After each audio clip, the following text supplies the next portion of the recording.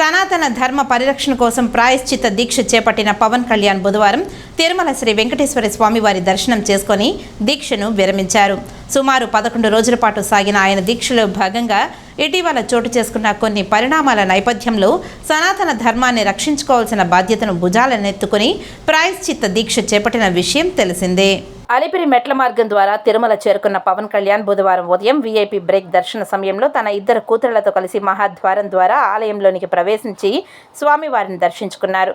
3 అంచెల భద్రతలో ఉన్న Pawan Kalyan Vaikuntham queue complex నుంచి వెళ్తే సామాన్య భక్తులకు ఇబ్బంది కలుగుతుందని ఆలయ అధికారులు తమ విశిష్ట అధికారులను ఉపయోగించే మహాద్వార ప్రవేశనం చేయించారు. తమ ఇద్దరు కుమార్తెలతో స్వామివారి దర్శనానికి వెళ్లిన పవన్ కళ్యాణ్ ప్రత్యేక పూజలు చేసి వారాహి డిక్లరేషన్ని స్వామివారి పాదాల చెంత ఉంచి ప్రత్యేక పూజల్లో పాల్గొన్నారు. క్యూ లైన్లో అధికంగా భక్తులు ఉండడంతో కేవలం కొద్ది సమయం మాత్రమే స్వామివారి సేవలో పాల్గొని వెలుపలకు విచ్చేశారు. అనంతరం ఆలయ ప్రాంగణంలోని శ్రీ రంగనాయకుల మండపంలో వేద పండితులు పవన్ కళ్యాణ్కు ఆశీర్వచనం చేసి స్వామివారి చిత్రపటంతో పాటు తీర్థ ప్రసాదాలను అందజేశారు. ఆలయం వెలుపల మీడియాకు వారాహి డిక్లరేషన్ ప్రతులను చూపించారు.